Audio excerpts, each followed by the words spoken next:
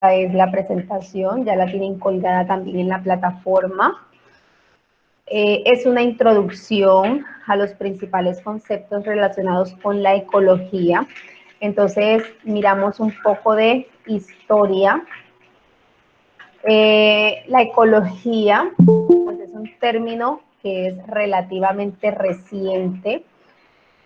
Si nos vamos a cuando aparece ese término o cuando lo empezamos a utilizar, este término empezamos a usarlo a mediados del siglo XIX.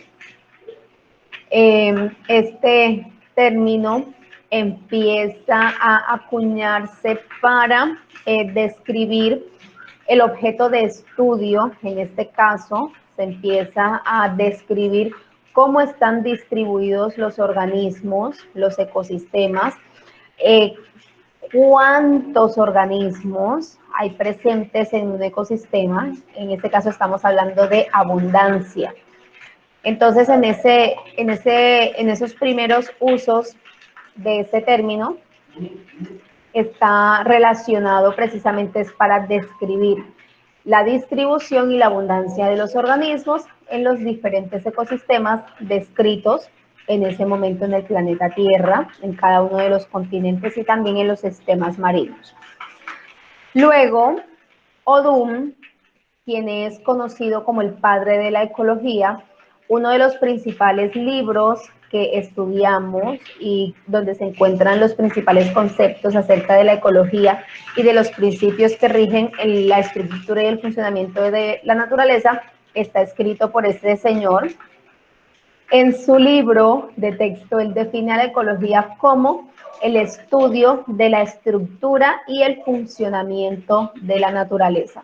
¿En qué se diferencia este concepto propuesto por Odum del concepto de André Huerta? André Huerta nos hablaba primero de una distribución y abundancia. Cuando hablamos de distribución, hablamos es de dónde están los organismos. Y la abundancia es cuántos hay. Entonces, en este primer término, para relacionar a estos estudios de dónde están esos organismos, dónde se encuentran y cuántos hay, utilizamos por primera vez el término ecología. Luego, Odum, a esa distribución y a esa abundancia le suma la estructura. Cuando hablamos de estructura, estamos hablando de cuántos organismos hay, quiénes son, además de eso, cómo funcionan estos organismos cómo funcionan estos organismos al interior de los ecosistemas para generar esas interacciones ecológicas, es decir, quiénes son los productores, quiénes son los consumidores, quiénes son los consumidores secundarios, los consumidores terciarios, y así entonces empezamos a describir la estructura y el funcionamiento de la naturaleza en cada uno de los ecosistemas conocidos hasta ese momento.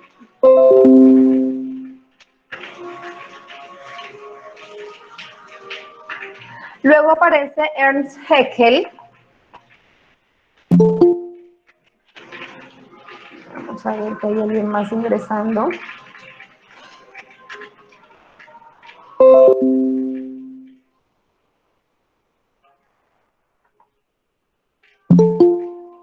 Otro más.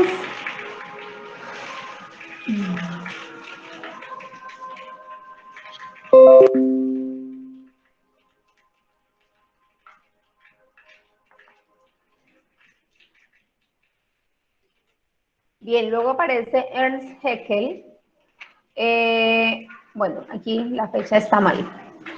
Quien define a la ecología como el conjunto de todas aquellas relaciones que tienen los seres vivos con su medio ambiente orgánico e inorgánico.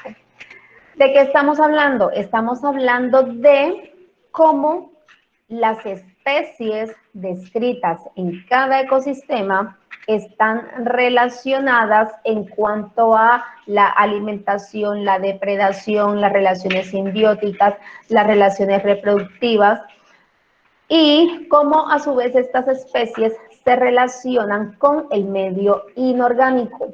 En ese medio inorgánico estamos hablando de los minerales, el agua, la radiación solar, el oxígeno, que son todos aquellos compuestos, elementos, medios, interacciones o situaciones que también influyen en el desarrollo de los ecosistemas, pero que no están directamente formadas por los organismos vivos.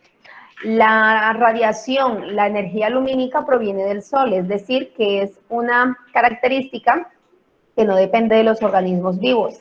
La temperatura depende directamente de la radiación, de la luminosidad, de los árboles, si hay sombra, si no hay sombra, pero también depende del suelo, porque si en el suelo no hay cobertura vegetal, eso quiere decir que habrá mayor o menor temperatura. Entonces, todas esas características, cómo se relacionan entre ellas para finalmente incidir directamente en cuáles son las especies que están presentes, cuántas hay y cuál es la relación entre ellas y con el mismo medio ambiente. Luego tenemos a Krebs, quien define a la ecología como el estudio de las interrelaciones. Entonces ya aquí estamos hablando de relaciones entre las especies, dentro de las especies, relaciones de las especies con el ecosistema, relaciones del ecosistema con los factores abióticos, y entonces cómo estas relaciones, interrelaciones e intrarrelaciones son capaces de regular los procesos de distribución y abundancia de los organismos dentro de los ecosistemas.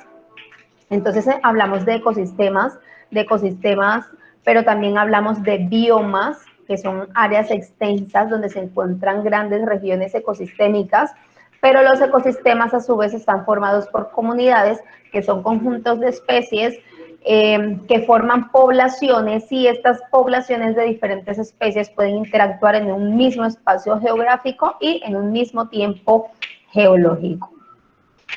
Ahora, podemos también, vamos a permitir la entrada de alguien más por aquí.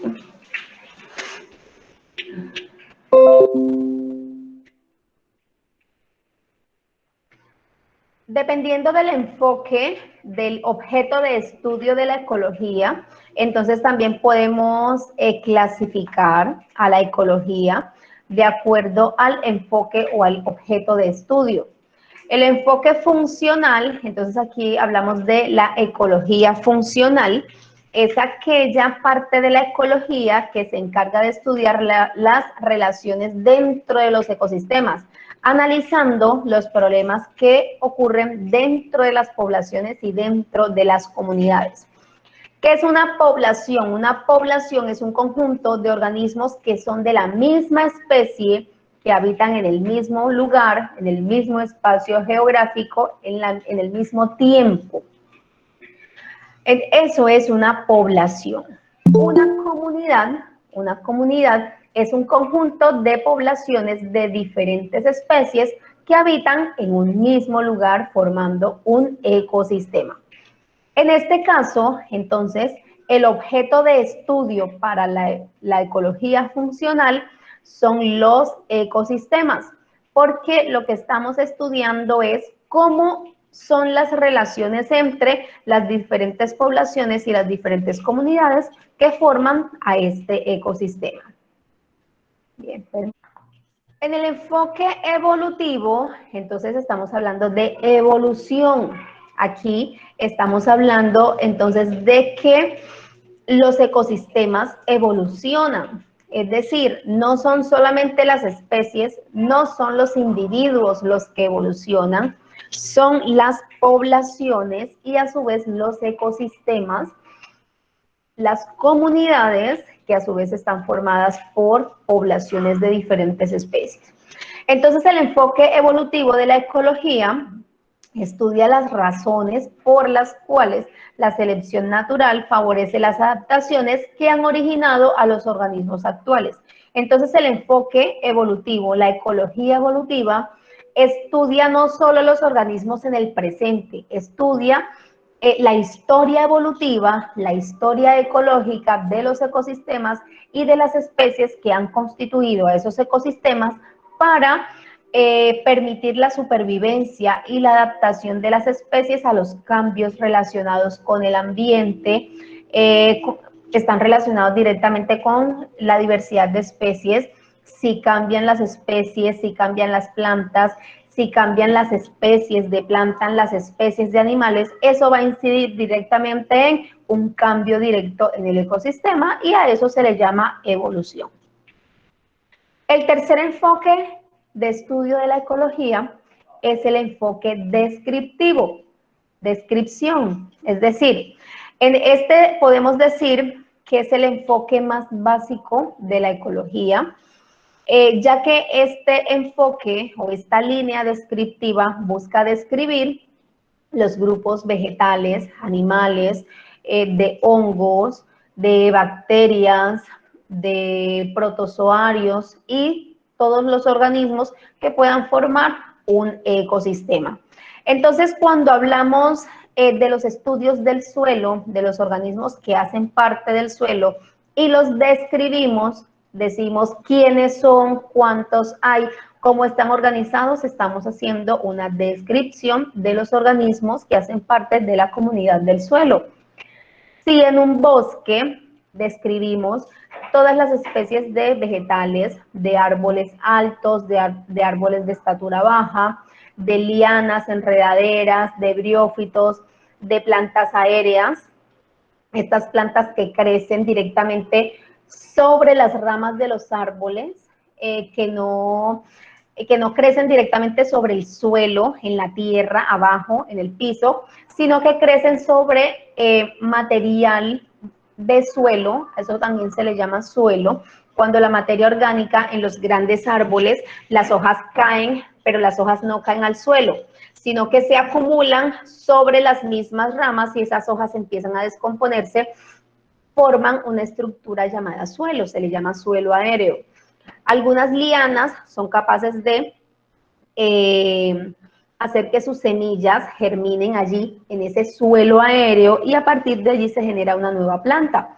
Las orquídeas, por ejemplo, es un gran ejemplo de este tipo de especies de plantas que son aéreas. La mayoría de ellas no crecen directamente sobre el suelo, sino que sus raíces se adhieren a los tallos, a las ramas que acumulan este tipo de materia orgánica y entonces allí ellas crecen, se reproducen y son ecosistemas que también hacen parte de los grandes bosques, sobre todo en aquellos bosques que tienen grandes cantidades de humedad. Entonces, a esta descripción vegetal le sumamos los animales, entonces los animales que están en el suelo, los animales que están en los troncos de los árboles, los animales que se desplazan a un lado y otro, los animales que vuelan, los animales que se cuelgan, que viven todo el tiempo colgados en las ramas de los árboles pero no caen. Entonces, todo ese conjunto hace parte de ese enfoque descriptivo de la ecología. Describimos las especies que forman una comunidad y que a su vez forman un ecosistema. En este tipo de enfoque, el objeto de estudio es el ser vivo, son los organismos vivos que hacen parte de estos ecosistemas. Entonces, ¿cuál es el objeto de estudio realmente de la ecología? Hablamos de un enfoque evolutivo, de un enfoque funcional, de un enfoque descriptivo. Pero en todos ellos, realmente, el objeto de estudio en que tienen en común son las relaciones o las interrelaciones entre las especies que regulan la distribución y la abundancia espacio-temporal, es decir, en el lugar, en un tiempo específico de los organismos vivos que hacen parte de un ecosistema. Entonces podemos resumir que la ecología es el estudio científico de las relaciones entre los seres vivos y la relación de estos seres vivos con su medio ambiente.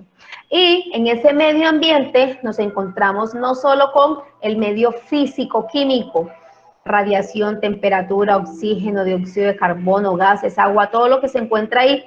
En ese medio ambiente también están metidos los organismos vivos que hacen parte de estos ecosistemas. En este medio ambiente, entonces, encontramos a las poblaciones, que son los conjuntos de individuos de una misma especie, varias poblaciones de diferentes especies, cada una de ellas constituyen a una comunidad y distintas comunidades que comparten un espacio y un tiempo es lo que forma finalmente el ecosistema.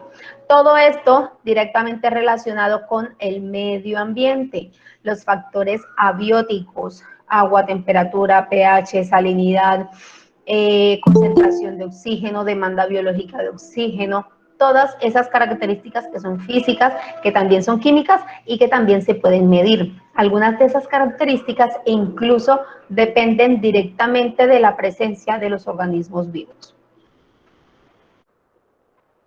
Entonces, la unidad del estudio, el objeto de estudio de la ecología, ¿cuál es? Son los ecosistemas. Y los ecosistemas están formados por los elementos biológicos, que son los organismos vivos, los elementos físicos, que es toda esa materia que se encuentra siendo parte de los ecosistemas, y los elementos químicos, que son entonces los elementos que inciden directamente en el pH, en la salinidad, en todas estas concentraciones químicas que están directamente relacionadas con el bienestar y la presencia de los organismos vivos.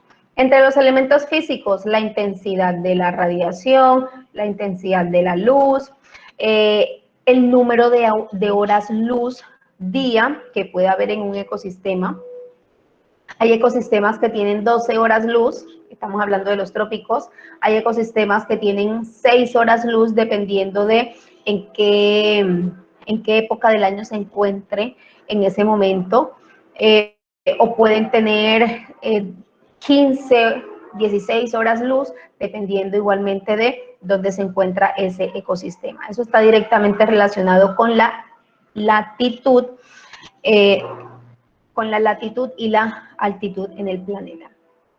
Entonces, ¿qué nos encontramos en los ecosistemas? En los ecosistemas nos encontramos los organismos biológicos, que son todos los seres vivos, plantas, hongos, bacterias, virus. Los virus también hacen parte de los ecosistemas, aun cuando los virus no son organismos vivos, pero además de toda la parte biológica, también nos encontramos con aquella parte que es abiótica, que no es biológica, que es física, que es química, pero que incide directamente en la salud de los ecosistemas. Entonces, los minerales, el oxígeno, la luz, el aire, el agua, los fosfatos, los nitratos en el suelo, en el agua, la radiación, la cantidad de oxígeno, la cantidad de dióxido de carbono, la cantidad de oxígeno presente en un ecosistema está directamente relacionada también con la cantidad de organismos vivos que hay presentes. Por ejemplo, en un ecosistema acuático, mientras más plantas hay, podemos decir que hay mayor concentración de oxígeno, pero al mismo tiempo podemos decir que mientras más plantas hay, también hay mayor consumo de oxígeno, porque las plantas también respiran. Producen oxígeno, pero también lo consumen. Entonces, son moléculas, son aspectos químicos que también están directamente relacionados con la parte biológica en los ecosistemas. Vamos a ver que hay alguien más esperando por aquí.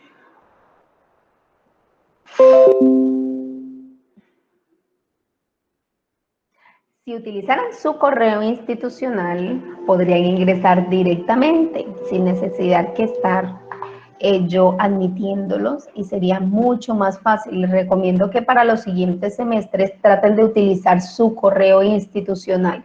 Eso les va a facilitar mucho los procesos de comunicación al interior de la universidad, porque hay muchos correos, hay mucha información de bienestar universitario relacionada con el bienestar de ustedes que llega a esos correos institucionales. Si no los están usando, les recomiendo que los vayan utilizando. Los teléfonos, los computadores admiten varias cuentas. Gmail admite varias cuentas en un mismo dispositivo, así que les recomiendo que por favor habiliten el correo institucional. Bien, continuemos. Entonces, Un ecosistema está formado también por dos partes. Entonces, fíjense que hay muchas formas de clasificar a los elementos que forman a un ecosistema. Una de estas formas de clasificación de los elementos del ecosistema es precisamente esta, donde podemos decir que el ecosistema está formado por dos unidades que están directamente relacionadas entre sí. Una de ellas es el biotopo. Este biotopo es el medio físico o también el conjunto de factores abióticos. El agua, los factores físicos y químicos como la temperatura, el régimen de lluvias, si la época es seca, si la época es lluviosa, si cae nieve, si el suelo está congelado, si estamos hablando de los permafrost por allá en las latitudes altas donde el suelo está congelado.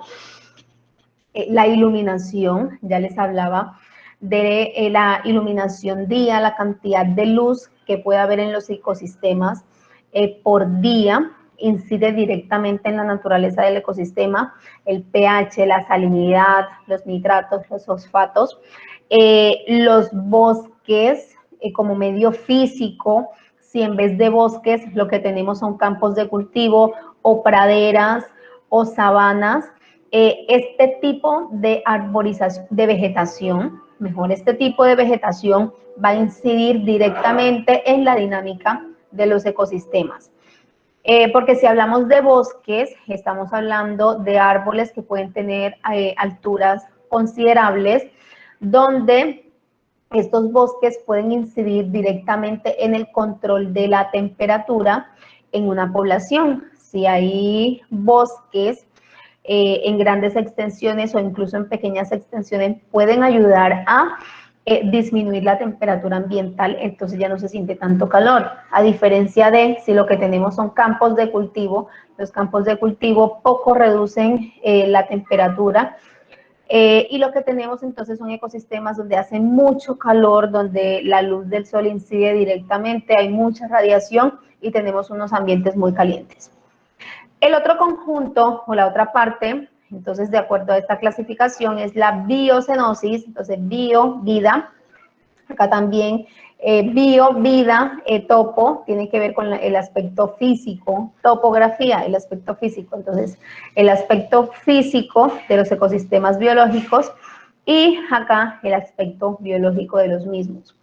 Entonces, en esta biocenosis nos encontramos entonces a las comunidades que están formadas por diferentes poblaciones que están condicionadas mutuamente.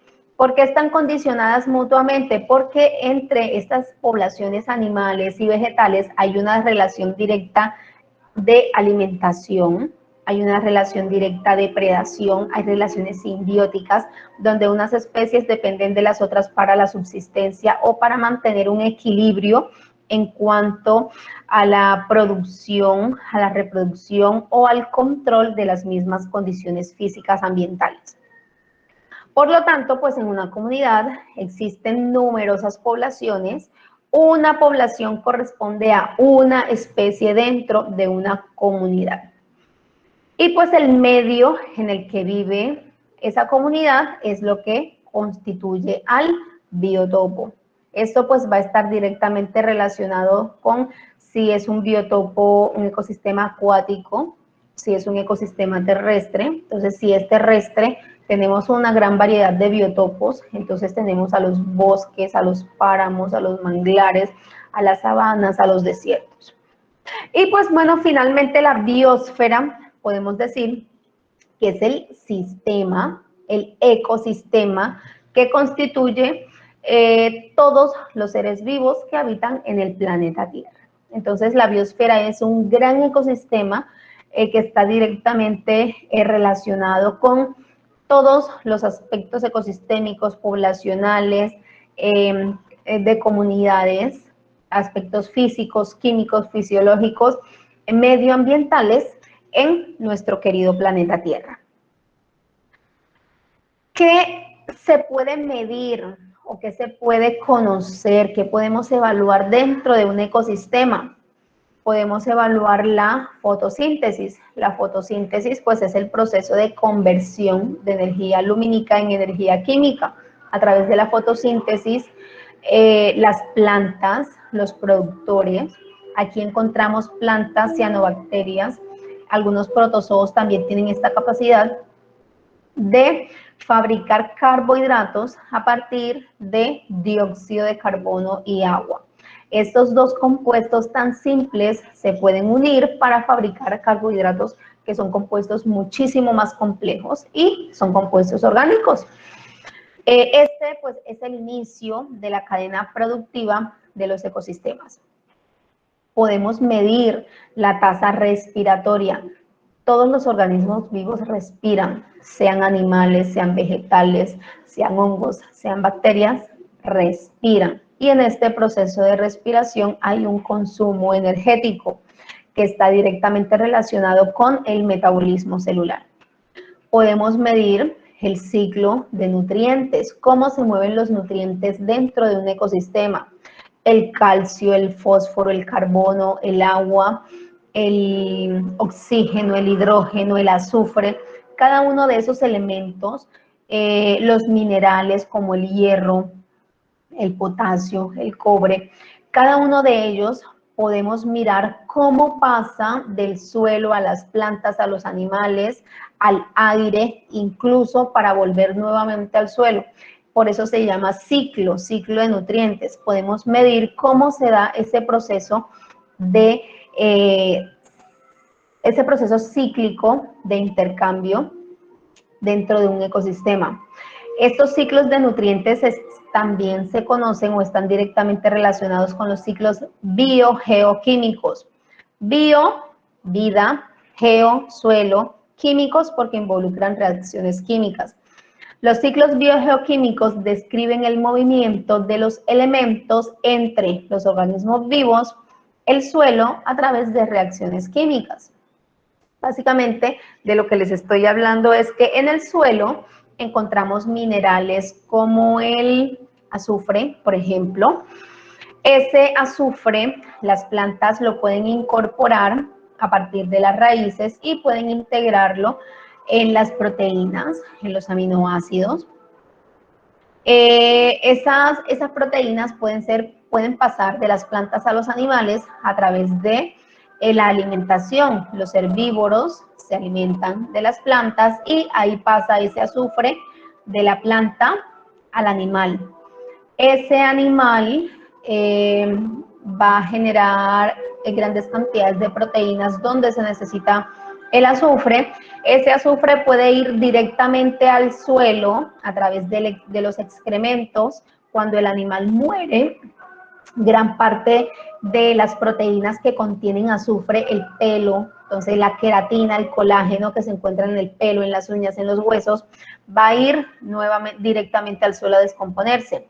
O puede ocurrir que otro animal, un predador, un consumidor secundario o terciario, se alimente de este animal y entonces allí vamos nuevamente incorporando a este elemento azufre en diferentes puntos de ese ecosistema, desde el suelo hasta los organismos vivos a través de intercambios químicos.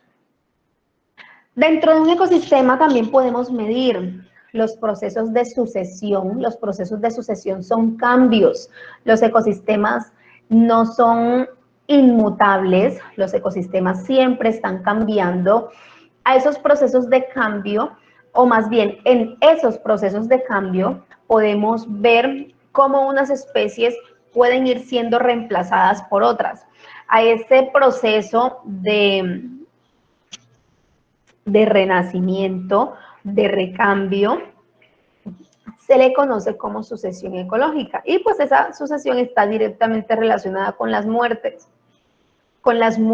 y con los nacimientos dentro de las poblaciones y directamente dentro de las comunidades y de los ecosistemas. Los ecosistemas están regulados de forma interna. Un ecosistema puede regular sus procesos, la humedad. Por ejemplo, aquí tenemos un ecosistema de páramo, en esta imagen que está aquí. Los páramos son ecosistemas muy importantes porque son ecosistemas donde más bien se capturan grandes cantidades de agua. Toda esta niebla que se ve aquí, esta niebla, a medida que va disminuyendo la temperatura, esta niebla se va depositando sobre los frailejones y sobre la vegetación que hace parte de este páramo. La disminución de la temperatura en las horas de la noche pues provoca esta formación de niebla y esa niebla se va acumulando y va siendo absorbida en esta vegetación. Esa agua, ahora, ese rocío que va siendo almacenado allí, igualmente va cayendo al suelo y en estos suelos es donde se van formando los grandes ríos. Colombia es un país que se caracteriza, es uno de los pocos países que tiene páramos, realmente son contados los páramos en el mundo. Colombia es uno de esos países que todavía tiene páramos dentro de sus grandes ecosistemas y nuestros ríos más importantes nacen en páramos, por eso es tan importante la protección de los mismos.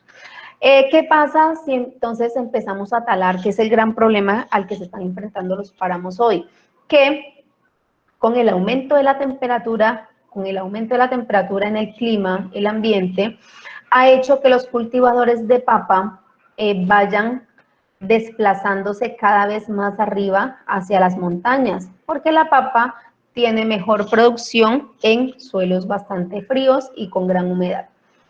Eso ha hecho que aumente la tala en estos ecosistemas y por lo tanto entonces se va perdiendo esa regulación dentro de ese ecosistema y se va perdiendo el agua que va a ir directamente a formar nuestros ríos. Entonces los ecosistemas tienen formas para regularse, pero esa regulación está directamente relacionada con la independencia y con la conservación. Entre más le metemos mano a un ecosistema, entre más lo explotamos, más pierde capacidad de regulación y es entonces cuando estos ecosistemas se van poniendo en peligro.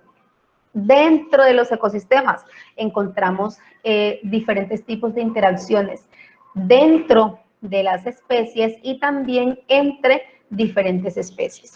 Entonces, realmente dentro de los ecosistemas podemos medir una gran cantidad de características que están directamente ligadas a la subsistencia y al mantenimiento de los mismos.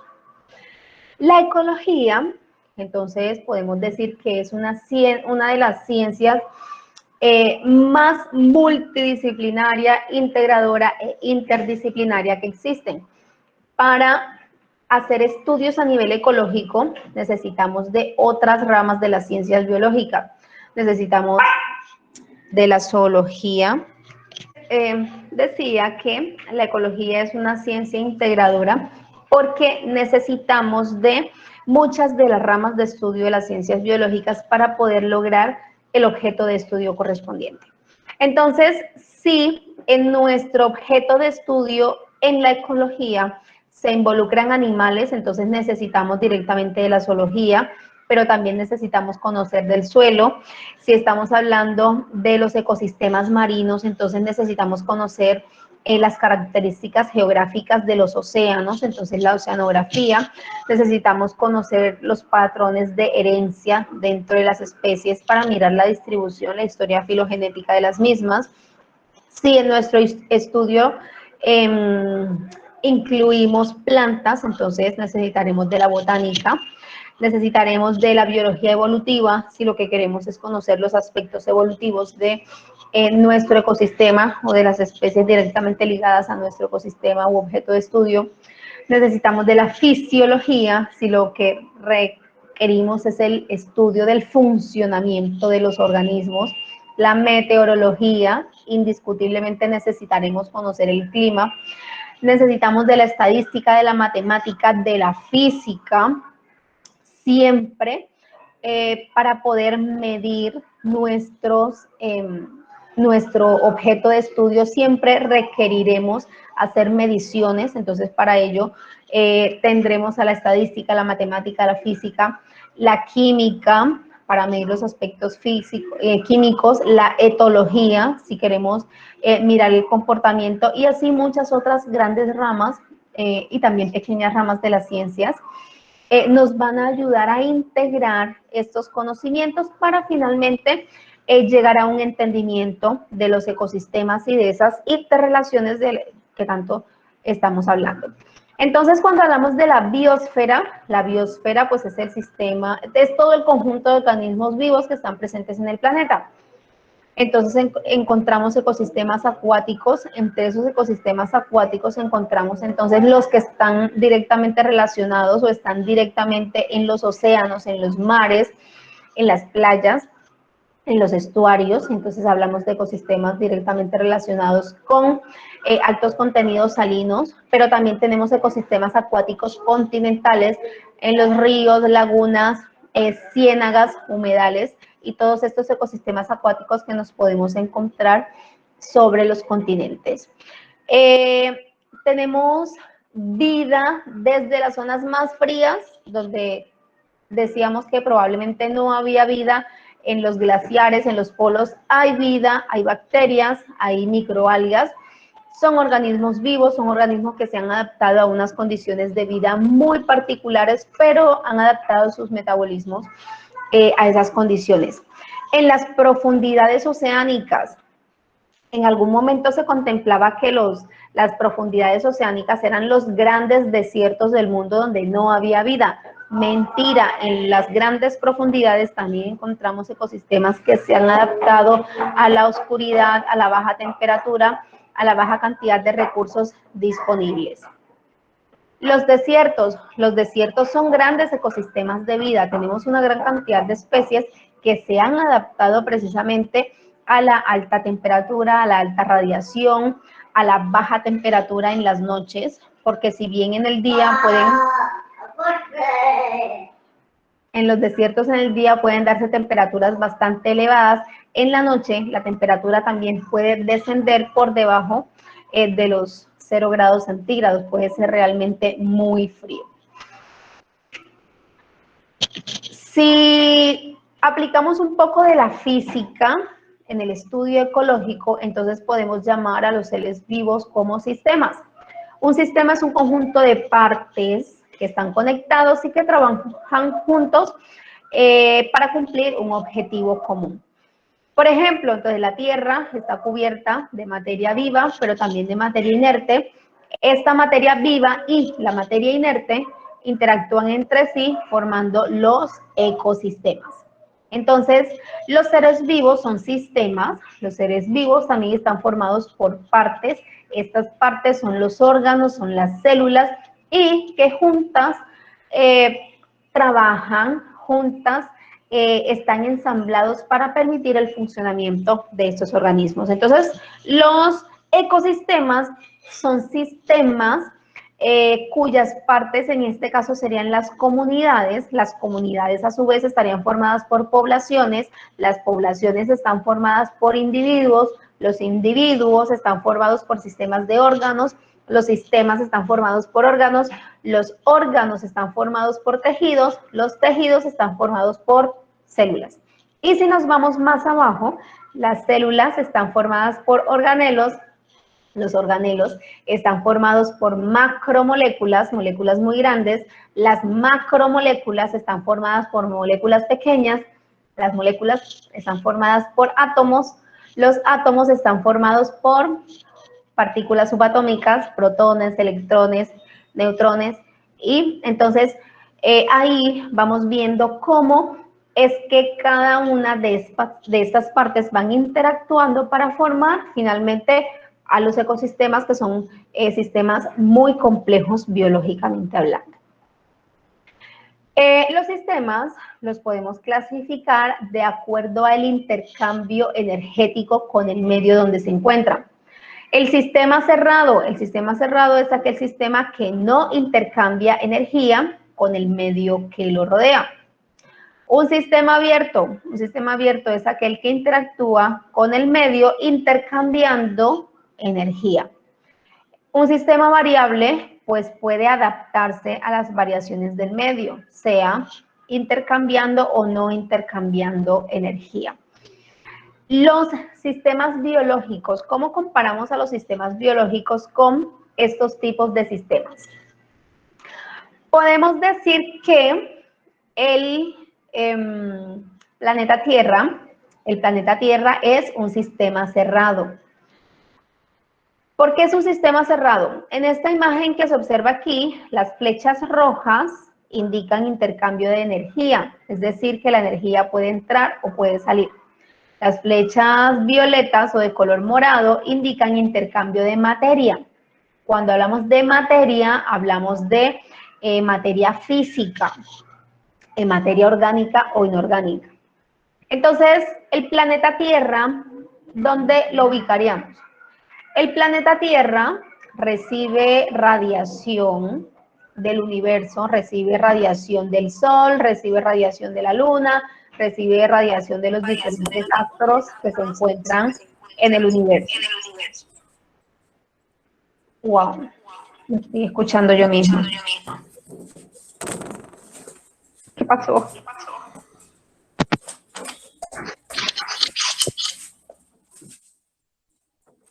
¿Cierto? Y me estoy escuchando. Bien, entonces,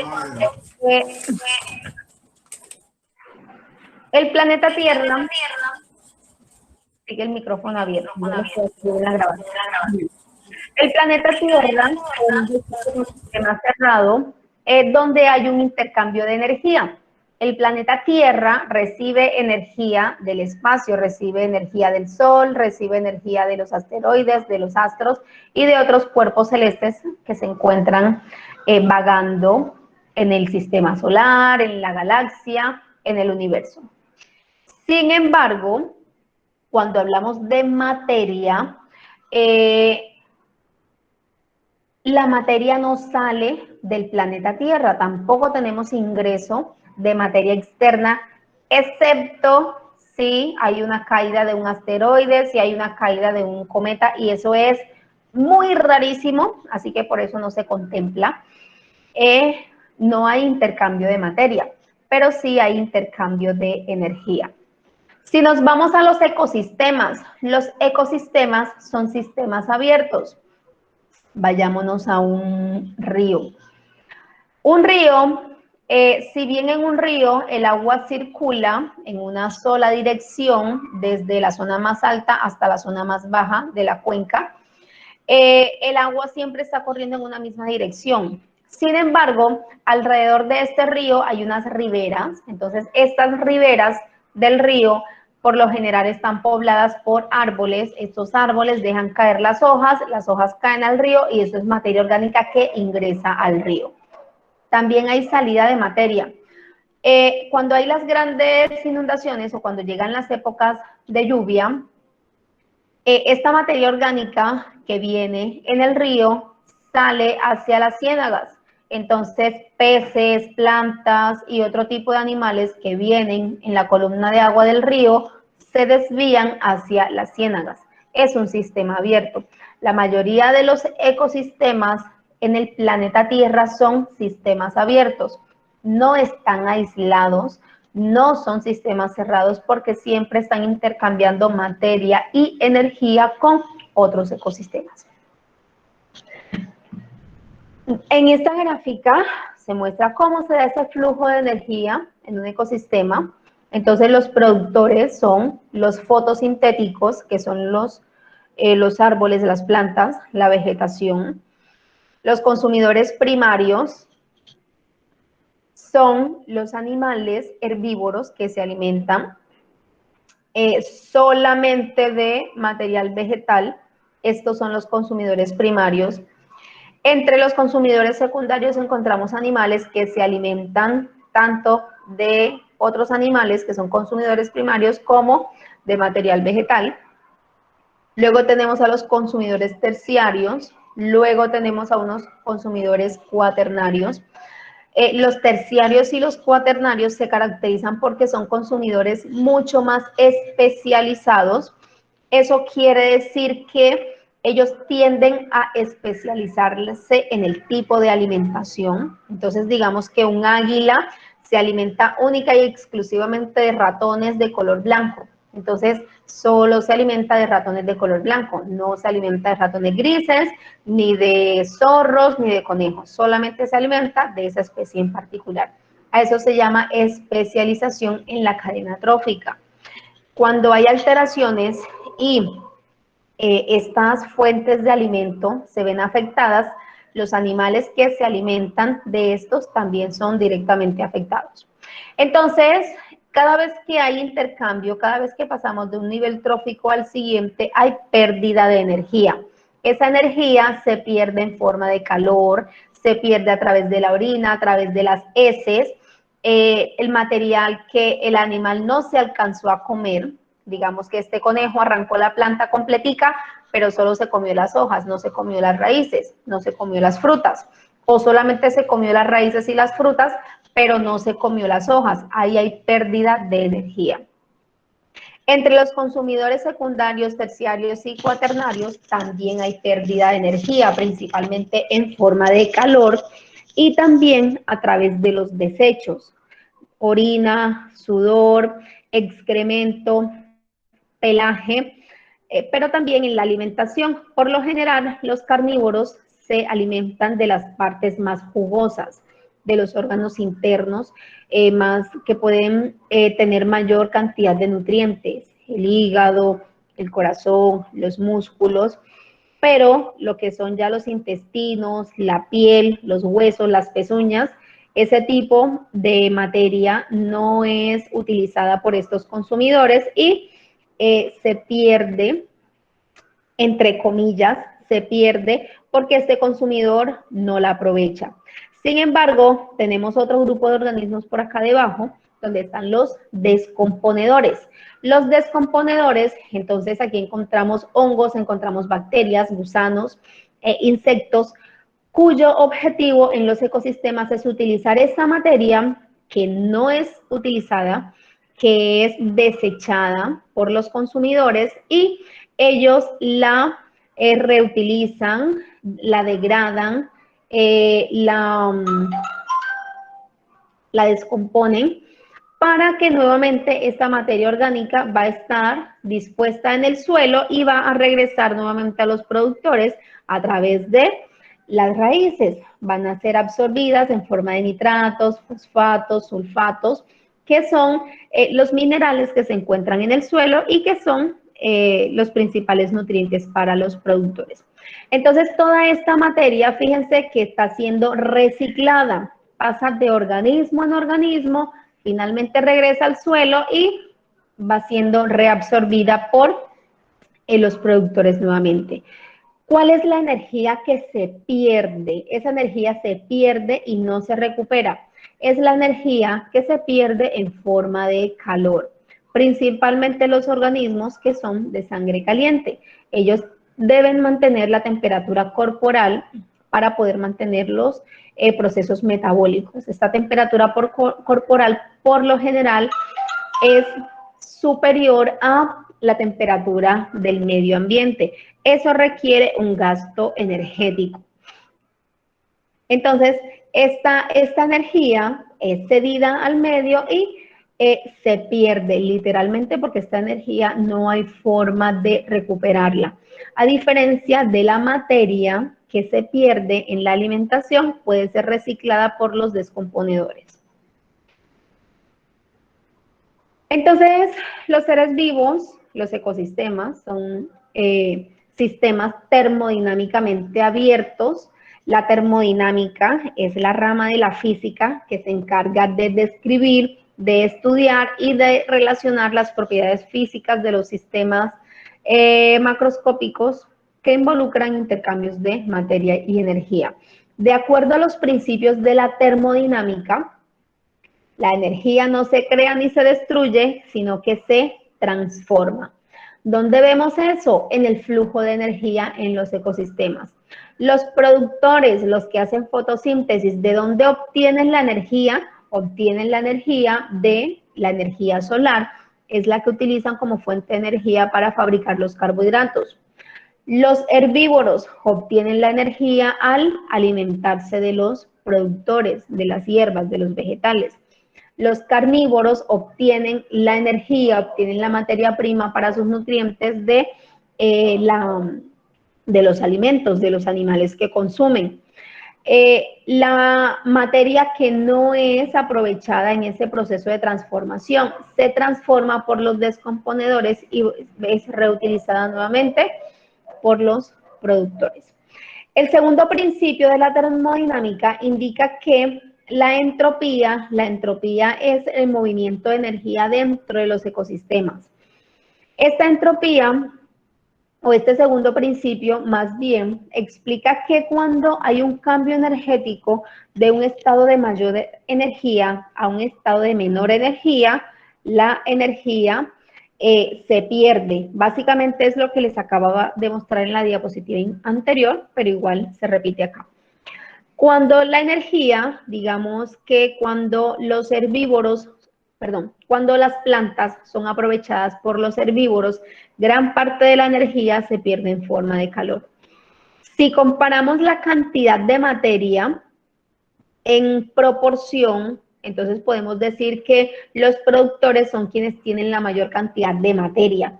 Cuando esta materia pasa hacia los herbívoros, se pierde una gran cantidad de materia a través de calor, a través de los excrementos, a través de la orina. Cuando estos herbívoros son consumidos por los carnívoros, nuevamente gran parte de esta materia orgánica se pierde en forma de calor y se pierde a través de los restos de alimento. Entonces, de acuerdo a ese segundo principio, cada vez que hay un movimiento de energía desde un nivel donde hay mayor cantidad de energía y de materia hacia un siguiente nivel, siempre la energía va a moverse desde un estado donde hay mayor energía hacia donde hay menor energía, porque siempre hay una pérdida energética en forma de calor. La materia también se pierde a través de los excrementos. Entonces, ese equilibrio, ese aporte energético, el cual mantiene la energía de los ecosistemas, está directamente relacionada con la cadena trófica, con el movimiento.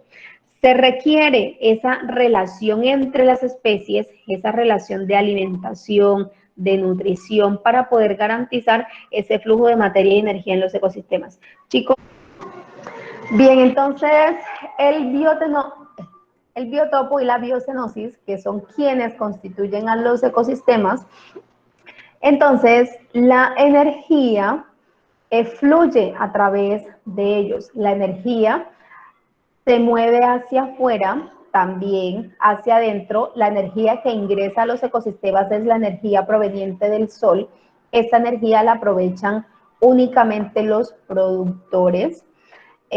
También la aprovechan los animales de sangre fría, que no tienen la capacidad de calentar, de regular la temperatura de su cuerpo. Son los únicos capaces de aprovechar esa energía solar para calentar su cuerpo y activar el metabolismo. Mientras que la materia sí está en constante reciclaje al interior de los ecosistemas. Entonces, entre los componentes del ecosistema, pues igual les indicaba el biotopo, la biocenosis.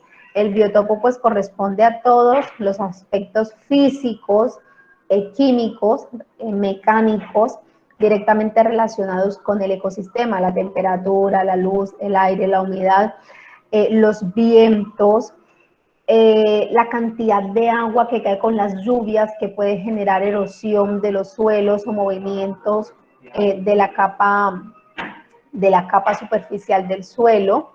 En la biocenosis, entonces, ya nos encontramos todas esas relaciones entre los seres vivos que constituyen a ese ecosistema, a esas comunidades y a esas poblaciones. La principal fuente de energía para los ecosistemas en el planeta es la energía que proviene del Sol.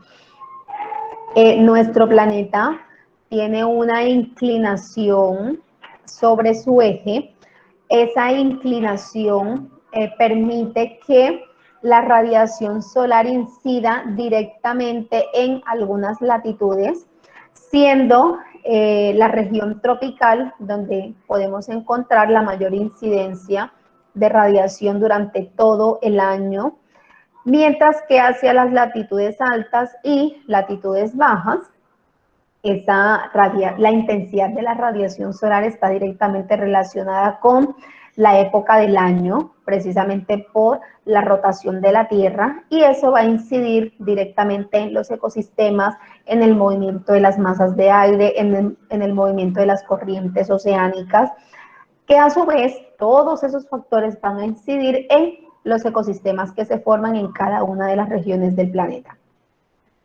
Una de las principales características que tiene nuestro planeta es la presencia de una capa de ozono en la atmósfera. La atmósfera es la capa de gases que se encuentran sobre la corteza terrestre. Esa atmósfera está formada por diferentes capas. Dependiendo de la altura, vamos a encontrar algunas capas que van a variar en cuanto a la composición. Una de las principales capas es la capa de ozono. Esa capa de ozono y los otros gases que también hacen parte de la atmósfera son muy importantes porque son los que favorecen el efecto invernadero en el planeta. El efecto invernadero no es malo. El efecto invernadero es lo que ha permitido el desarrollo de la vida en el planeta Tierra. ¿En qué consiste? Consiste en que la energía que proviene del Sol, la radiación que proviene del universo, llega directamente hacia la Tierra. Pero los gases del efecto invernadero tienen la capacidad de hacer que estos gases puedan devolverse. Algunas de las radiaciones son directamente reflejadas por la capa de ozono. La capa de ozono es capaz de reflejar la radiación solar que genera cáncer, que genera mutaciones, por eso es tan importante la capa de ozono, pero los otros gases atmosféricos tienden a reflejar hacia adentro la radiación infrarroja. Esta radiación que se va reflejando hacia adentro del planeta por los gases del efecto invernadero es lo que ha permitido mantener una temperatura más o menos estable en todo el planeta y es lo que ha permitido el desarrollo de la vida. ¿Qué pasa si no se diera este efecto invernadero? Entraría directa la radiación, así como ingresaría, saldría reflejada directamente hacia el espacio y tendríamos un planeta muy frío, con unas temperaturas muy bajas que no se regularían. El efecto invernadero permite regular esta temperatura y mantener una temperatura más o menos constante en toda la superficie del planeta, que es lo que ha permitido el desarrollo de la vida. ¿Qué pasa con los contaminantes de efecto invernadero? Los contaminantes de efecto invernadero y que están generando calentamiento global, lo que están haciendo es aumentar la cantidad de radiación reflejada hacia el interior del planeta, causando un aumento de la temperatura porque es más la energía que está siendo reflejada hacia el interior, lo cual pues genera mayor calentamiento global y es lo que está generando deshielo de los polos, aumento del nivel del mar, deshielo de las nieves perpetuas. Las nieves perpetuas son las nieves en las alturas de las montañas. Estas nieves, estos nevados han sido muy importantes también para mantener caudales de ríos. Si se llegaran a perder, se llegarían a perder también muchos ríos en el planeta. Esta atmósfera, ese flujo de energía, también permite la formación, o más bien permite las diferentes dinámicas de los climas en las diferentes regiones del planeta. A medida que se calientan los gases sobre la temperatura terrestre, esto genera unos movimientos de convección. El aire caliente tiende a desplazarse hacia arriba y el aire frío que se encuentra arriba es empujado por el aire caliente y lo que hace que éste se desplace hacia abajo. Ese choque térmico es lo que genera las variaciones climáticas en las diferentes regiones. Entonces, gracias a ese efecto invernadero, no tenemos un planeta congelado, tenemos un planeta que puede regular en gran parte y mantener la temperatura en unos mínimos y en unos máximos que son tolerables para la vida en el planeta. Debido a la inclinación del planeta sobre su eje, hay una diferencia muy amplia en el calentamiento del aire entre las zonas latitudinales, latitud norte y latitud sur, lo que lleva a este movimiento convectivo de las masas de aire. Esos movimientos convectivos de las masas de aire, que ya les decía algo, el aire frío tiende a moverse, tiende a estar concentrado hacia arriba, mientras que el aire caliente se encuentra hacia abajo, pero a medida que se va calentando, ese aire caliente empuja al aire frío, generando unas zonas conocidas como zonas de altas presiones. En las zonas de bajas presiones, cuando la diferencia de temperatura es muy alta, es donde se generan las nubes de lluvia. En las zonas de en las zonas de altas presiones, si bien la diferencia de temperatura no es muy alta, el movimiento entre las capas de aire genera unas corrientes de aire que son tolerables para los ecosistemas, permiten el movimiento, permiten el refrescamiento de la temperatura en los ecosistemas y eso ayuda en gran parte a controlar la temperatura ambiental. Sin embargo, en las zonas de bajas presiones, estas zonas ocurren donde hay una alta incidencia de la radiación solar.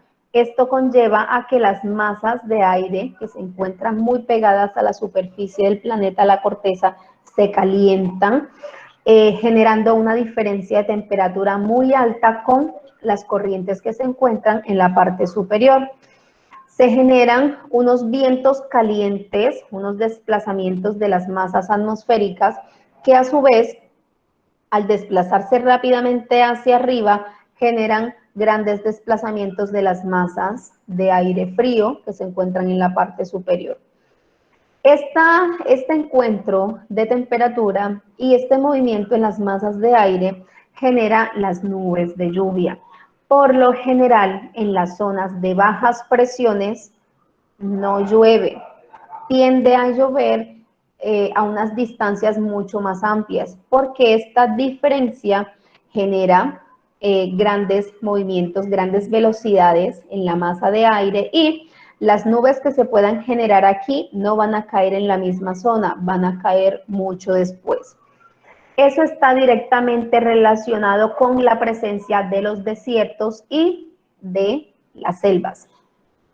Las lluvias que caen en la zona tropical de América, por acá, en nuestra selva del Amazonas y en toda esta región, son nubes de lluvia que vienen desde África, es decir, allá en África donde se encuentra el desierto africano, donde la incidencia del sol es muy alta, dada la poca arborización que hay en estas zonas, se generan unas zonas de bajas presiones. En estas zonas de bajas presiones, el movimiento de aire caliente en la superficie genera que las masas de aire fría se desplacen y toda la humedad que está presente en esta región se desplaza hacia el otro lado del planeta, cayendo esas masas de agua aquí.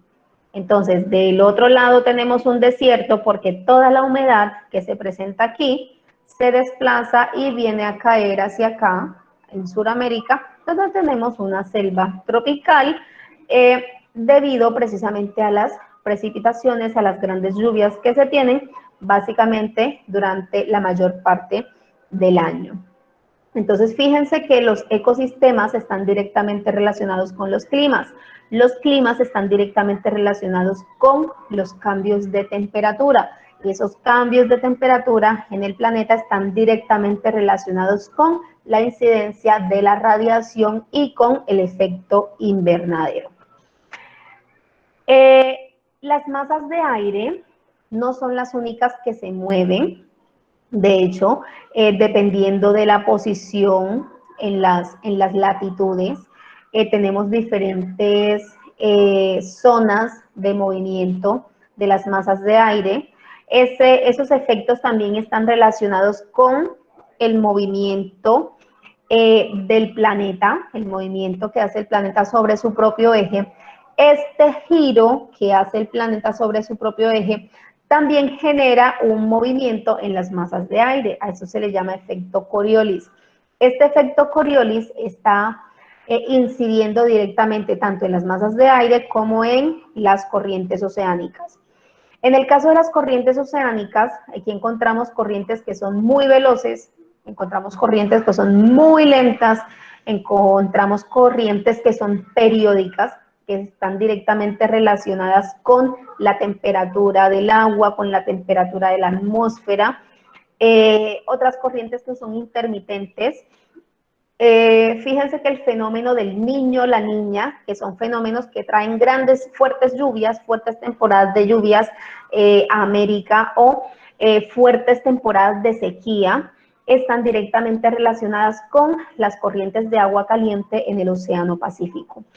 Esos movimientos de agua caliente están directamente relacionadas con la presión atmosférica, con la temperatura de la atmósfera y con el efecto Coriolis, que se genera del movimiento de rotación de la Tierra.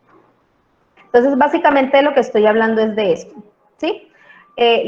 Así como se dan las corrientes en el aire, que generan esas corrientes en las masas de agua, que generan las tormentas, que generan los climas, que generan los huracanes, la zona del Caribe es una zona muy propensa a huracanes. Si no se han dado cuenta, siempre que tenemos una alta incidencia de lluvias por aquí en la costa Caribe, en Colombia, está directamente relacionado con la temporada de huracanes en el Caribe. Entonces, esa temporada de huracanes está directamente relacionada con los movimientos de las masas de aire frías y calientes y con los movimientos de las masas de aguas frías y calientes en el océano. Les hablaba del fenómeno del niño y de la niña. Aquí hay unas corrientes en azul, las corrientes de agua fría, en rojo, las corrientes de agua caliente. Cuando la corriente ecuatorial sur, esta corriente que está aquí en grande, se debilita, la corriente de Perú, esta corriente de agua fría que proviene del sur, se extiende un poco más arriba, este movimiento de agua fría, este movimiento aumenta un poco el flujo de agua aquí en la contracorriente ecuatorial.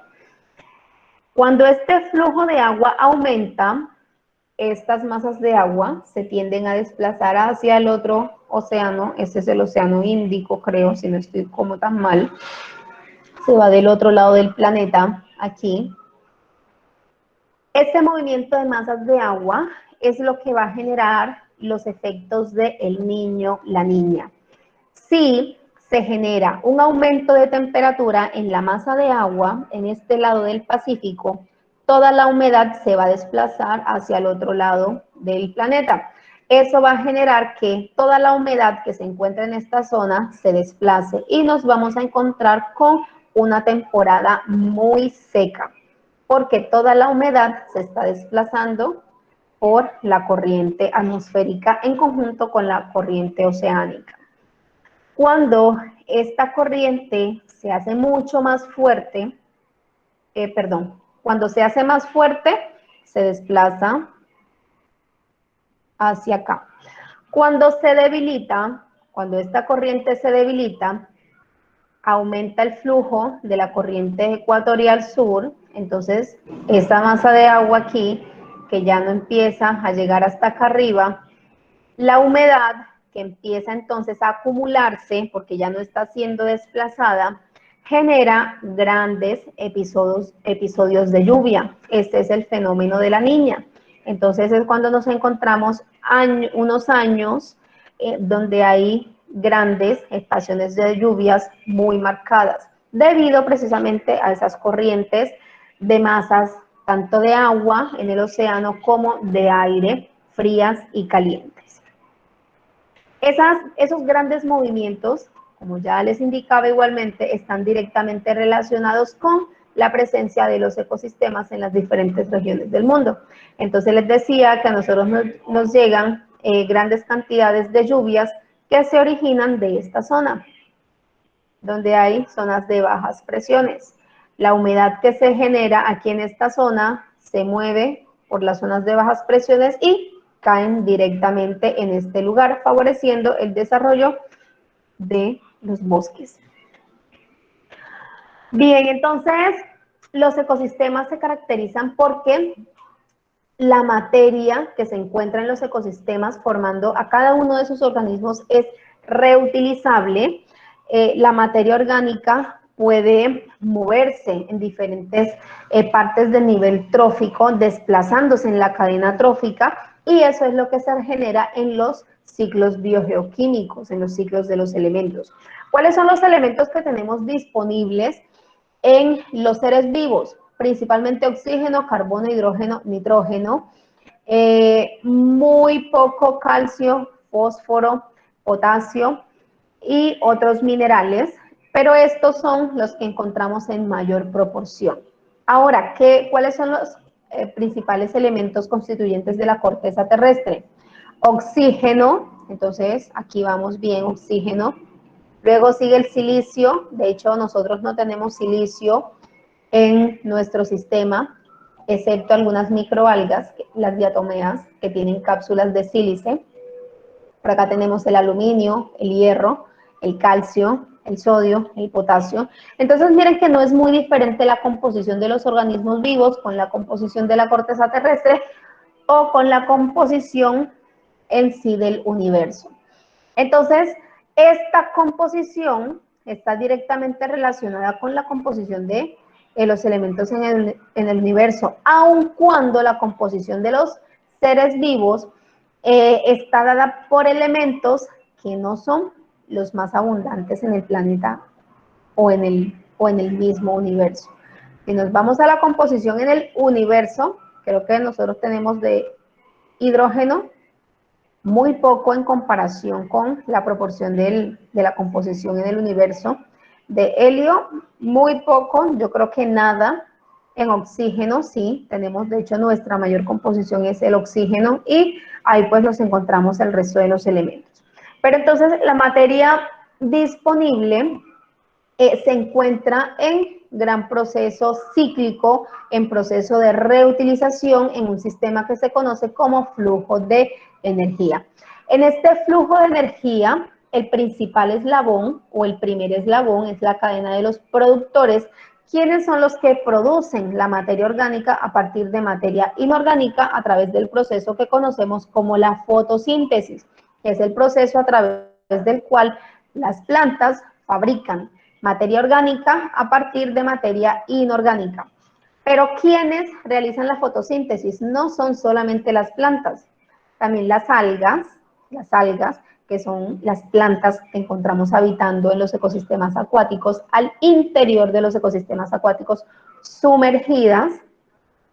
Las encontramos también las algas microscópicas que habitan en la columna del agua flotando, algunos protozoos como este ciliado de aquí, algunas bacterias como estas cianobacterias que hacen parte de esta imagen. ¿Qué se necesita para poder hacer la fotosíntesis? Se necesita energía lumínica, se necesita agua, se necesita dióxido de carbono y se necesitan algunos minerales para poder realizar ese proceso. Magnesio, calcio, hierro, cobre, ya eso va a depender de los requerimientos minerales de cada una de las plantas en cada uno de los ecosistemas particulares. También hay ecosistemas que no necesitan de la energía solar. Durante mucho tiempo se creyó que en los fondos oceánicos no había vida porque no llegaba la luz. Pero resulta que cuando ya logramos llegar a esas profundidades oceánicas, nos encontramos con que sí hay vida y esta vida no depende de la energía solar.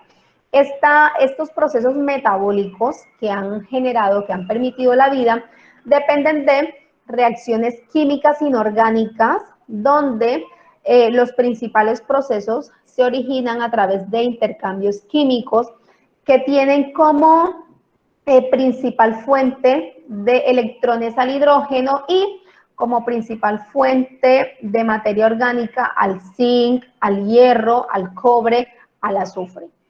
Esta imagen corresponde a una fumarola oceánica o una chimenea oceánica. Estas chimeneas son chimeneas de volcanes. Los volcanes emiten por aquí sus gases ricos en azufre a unas temperaturas muy altas y en estas condiciones se ha encontrado que hay invertebrados, hay vertebrados, no hay plantas, pero sí hay otro tipo de organismos que han sido capaces de adaptarse a esas condiciones. En esos ecosistemas también hay un flujo energético, independientemente de si el ecosistema es fotosintético o no depende de la fotosíntesis. El flujo de energía siempre relaciona a varias especies de organismos, animales, plantas, hongos, protozoarios y las formas de vida que correspondan a estos ecosistemas. En estos ecosistemas, entonces, hay una transferencia de materia orgánica a través de la alimentación, hay una transferencia de energía a través de la alimentación, hay pérdida energética por la producción de calor, hay descomposición por la pérdida de materia que no es aprovechada en la alimentación y también hay unos descomponedores que son quienes aprovechan esa materia orgánica para reciclarla al sistema. En esa pirámide energética, si queremos representarlo en términos de donde hay mayor productividad y donde hay menor productividad o mayor biomasa y menor biomasa, los productores son quienes se encuentran en la base de esa pirámide energética, porque son los que producen la mayor cantidad de materia y de energía dentro de los ecosistemas. Le siguen los herbívoros, estos son animales que se alimentan de los productores, se alimentan directamente de los productores. Fíjense que a medida que pasamos al siguiente eslabón de la cadena trófica o de la pirámide energética, tenemos organismos que son más especializados en cuanto a la alimentación, su biomasa es menor. Ojo que no estamos hablando del tamaño del animal. Esta biomasa está relacionada con el tamaño, pero también con la cantidad.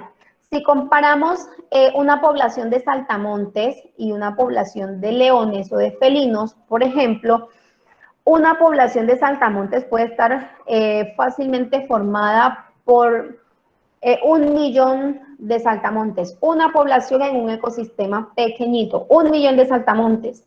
Si comparamos 1 millón de saltamontes de una población con una población de leones, que puede estar fácilmente formada por unos 20 o 30 individuos entre machos, hembras y cachorros, y llevamos a esa cantidad de individuos y los pesamos, hay una mayor cantidad de biomasa entre los saltamontes, aun cuando son más pequeños, aun cuando son más livianos, pero en número superan la biomasa energética dentro de este sistema.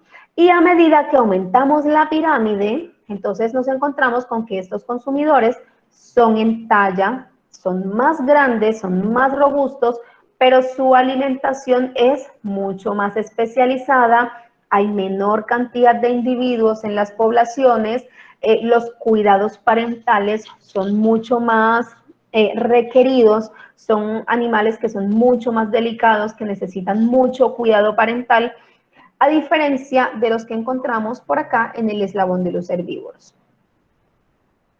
En las cadenas tróficas, entonces en las cadenas, la anterior es una pirámide energética. En la pirámide energética representamos la cantidad de energía y de biomasa en comparación con el número de individuos que pueden formar una población dentro de ese grupo de especies o de ese grupo poblacional.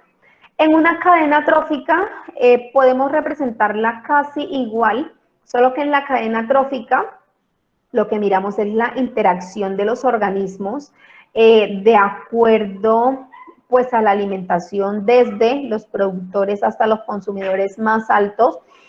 En este flujo de energía en la cadena trófica se pierde energía, siempre pasando de un nivel al siguiente se pierde energía, por lo tanto esta cadena también, esta cadena también podemos representarla a través de una pirámide. Creo que 2 diapositivas más adelante está la pirámide. La energía se pierde en forma de calor, se pierde en forma de desechos cuando pasa desde un eslabón de la cadena hacia el siguiente.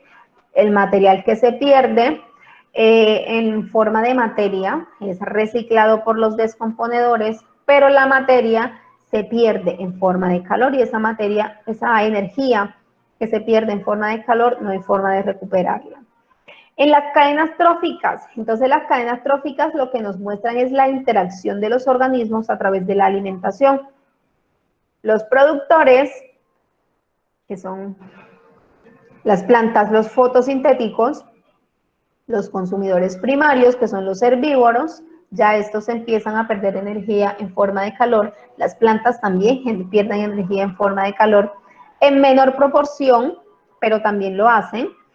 Los consumidores secundarios, terciarios, cuaternarios, ya va a depender un poco de la especialización, y siempre debemos considerar a los descomponedores, que son los directamente responsables de aprovechar la materia orgánica que no se aprovecha a través del proceso de consumo. Entonces, de acuerdo al nivel trófico, en el primer nivel trófico encontramos a los productores, que son los que hacen fotosíntesis. En el segundo nivel trófico encontramos a los consumidores primarios, que son los herbívoros, los consumidores de plantas. En el tercer nivel trófico encontramos a los consumidores secundarios. Estos se alimentan directamente de herbívoros y también de plantas. En el cuarto nivel trófico encontramos a los consumidores terciarios. Estos son predadores carnívoros, son carnívoros que se alimentan de otros carnívoros. Y son de mayor tamaño, su alimentación es mucho más especializada. Bien, aquí es lo mismo, la relación trófica en forma de pirámide, entonces es muy parecido a la pirámide energética. En la base encontramos a los productores, luego a los consumidores primarios, a los consumidores secundarios y terciarios en el tercer eslabón de la pirámide. Y aquí también tenemos a los carroñeros. Los carroñeros no son depredadores, los carroñeros no cazan, los carroñeros se alimentan de oportunidad, se alimentan de los restos que dejan los consumidores terciarios y secundarios. Y en cada eslabón energético se pierde energía y se pierde materia en forma de desechos de calor, y los descomponedores pues se encargan de reciclar la materia orgánica que se pueda aprovechar. En esa pirámide igualmente podemos ver algunas de las interacciones entre las especies que se puede dar de diferentes formas. Se puede dar a través de competencia, se puede dar a través de relaciones simbióticas o se puede dar a través de la depredación. Veamos algunas. En la competencia, miren que aquí tenemos 2 signos negativos. Eso quiere decir que esta relación puede ser negativa para las 2 especies o para los organismos que compiten. Es una interacción que se puede dar entre 2 o más organismos, que se puede dar entre una misma especie o diferentes especies. La competencia se puede dar por el recurso, puede ser por el hábitat, por el alimento, por la reproducción. Este tipo de interacción puede ser perjudicial para ambos porque en la competencia, pues ambos organismos pueden salir perdiendo. Si salen mal heridos, si están peleando es por una hembra, resulta que uno ganó la pelea, pero si quedó muy mal herido, tampoco alcanza la reproducción. Si es por territorio, igualmente puede ocurrir que la competencia, la agresión, la pelea fue grande para ambos y ninguno de los dos termina aprovechando el recurso. Si se da esa competencia dentro de una misma especie, a esa competencia la llamamos intraespecífica. Esa competencia se puede dar por la alimentación, en este caso los osos están pescando salmones, entonces los que van al frente son los que más aprovechan, los que quedan rezagados más en la cola, pues ya llegan a lo último, posiblemente lleguen a alimentarse, posiblemente no. Entonces hablamos de competencia por el alimento. Es intraespecífica si es en el interior de una misma especie, de una misma población. Entre diferentes especies. En este caso vemos a una hiena con un guepardo, con un chita, con un leopardo. Los chitas son mucho más, son más livianos, tienen un cuerpo más light, dado que necesitan correr. Eso es un leopardo. Miren que el cuerpo es mucho más pesado, las patas son más robustas. Bueno, la competencia interespecífica entre dos especies, probablemente estos están compitiendo por el alimento. Los leopardos son cazadores, las hienas son oportunistas, ellas lo que hacen es esperar que otro animal haga la cacería y luego ellas se roban la presa. Relación mutualismo es positivo para ambas especies. En este tipo de interacción, ambas especies se pueden beneficiar de la relación. Aquí tenemos un búfalo, tenemos una garza. El búfalo tiene muchas garrapatas aquí arriba. La garza necesita un lugar para posarse, ya que esta es una zona inundada. Miren que el búfalo está, o el buey, está hundido casi hasta más arriba de la mitad del cuerpo. Entonces, en este caso, la garza se posa sobre este animal y se come las garrapatas. Este animal, pues, no le hace daño que la garza esté parada sobre él, pero sí le beneficia que le quite los parásitos. Por acá tenemos un pez payaso con una anémona. Las anémonas son nidarios que se caracterizan porque pueden fabricar una especie de toxina en estas prolongaciones que tienen alrededor de su boca. Producen unas toxinas que son precisamente para cazar.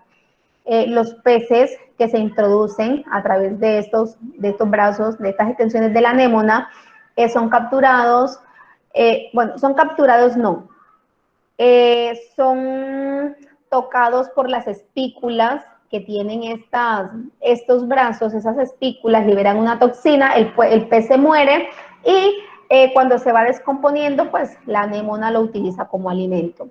En el caso del pez payaso, el pez payaso ha desarrollado una inmunidad frente a esa toxina y utiliza a la anémona como fuente de protección. De hecho, ellos habitan entre estas anémonas. Las anémonas los protegen de los depredadores. Y cuando ellos se alimentan, los restos de comida que ellos dejan caer les sirven de alimento a la anémona.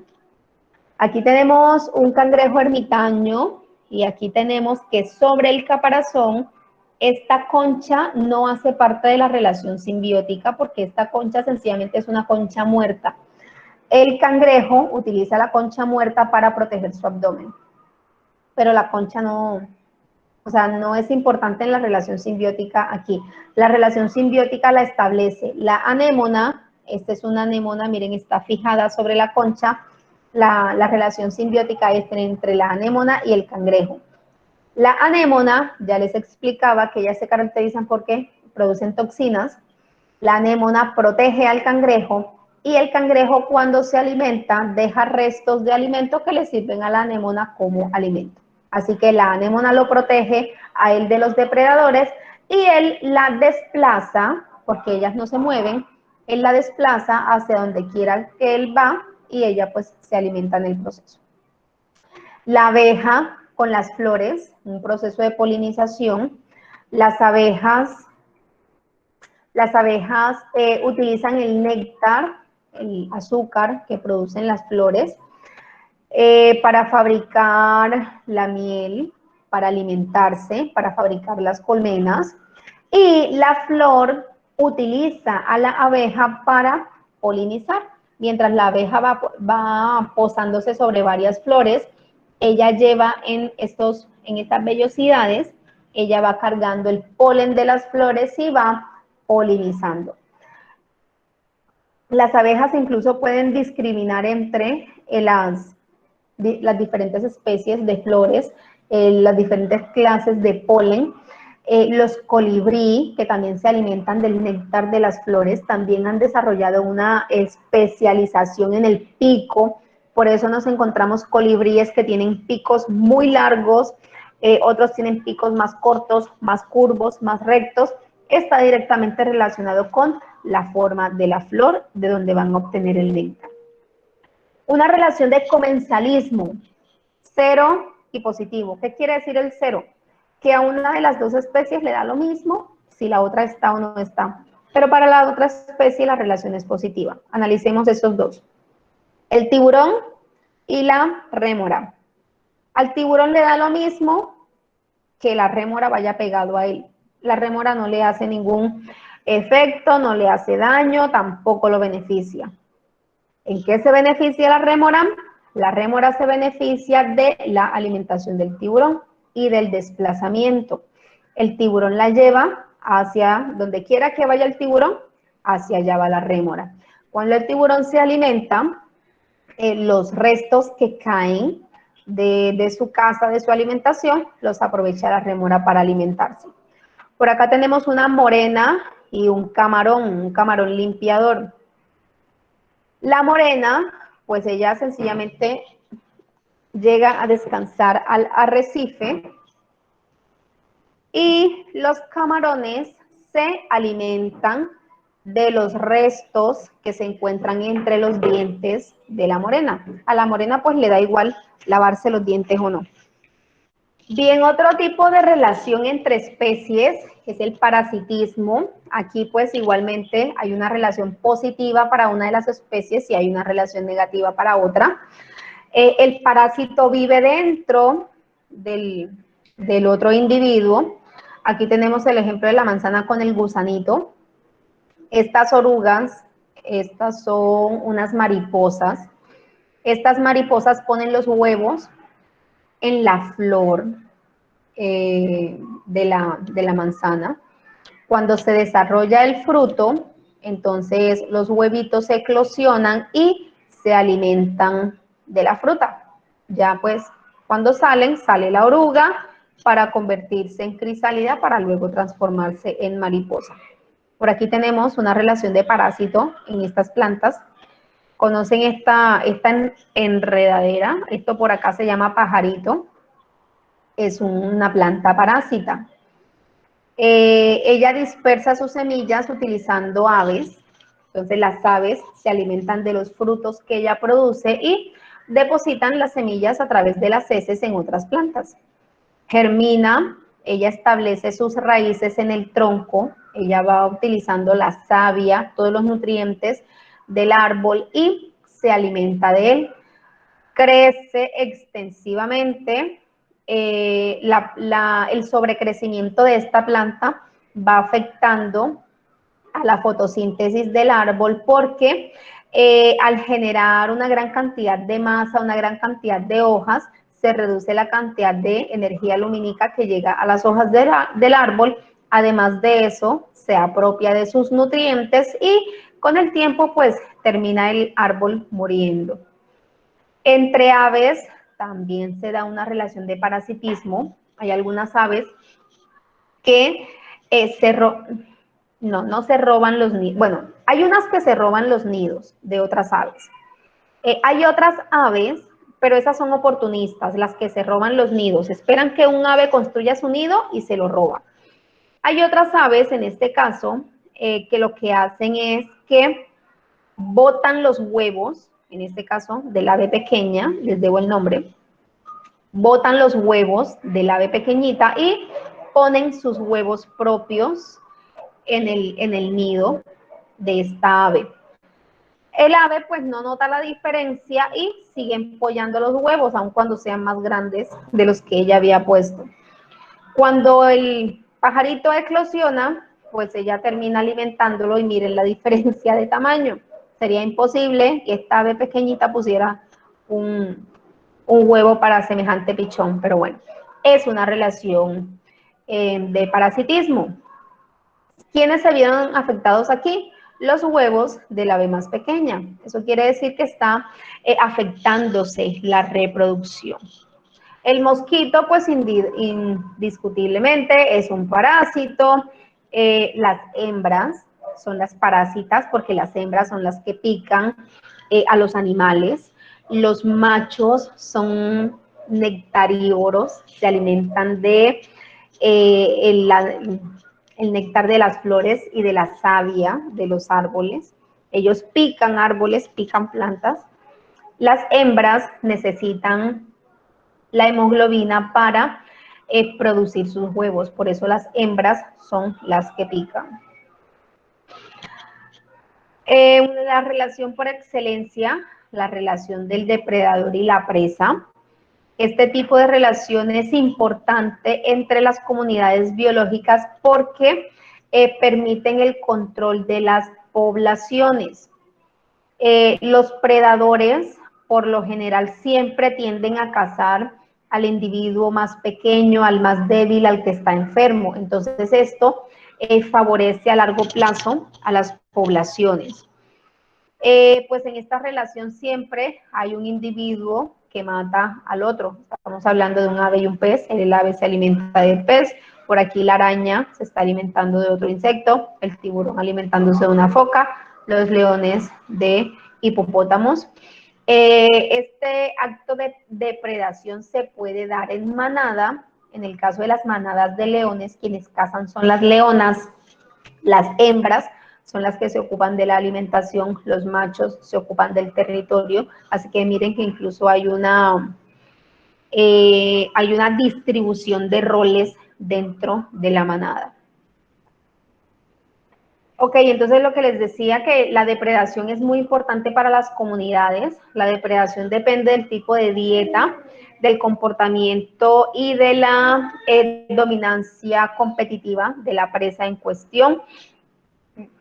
Hablamos de una depredación especialista cuando estos organismos se especializan en uno o pocos tipos de presa en su dieta. Es decir, es que los leones solo se alimentan de hipopótamos, eso es una especialización, pero no, ellos tienen una dieta más variada porque pueden alimentarse de hipopótamos, cebras, gacelas, pues básicamente los mamíferos grandes que encuentren. Son generalistas, incluyen varios tipos de presa en su dieta. Los oportunistas son depredadores que consumen la presa dependiendo de la disposición de las mismas. Siento que estoy como oscura aquí, ya vengo.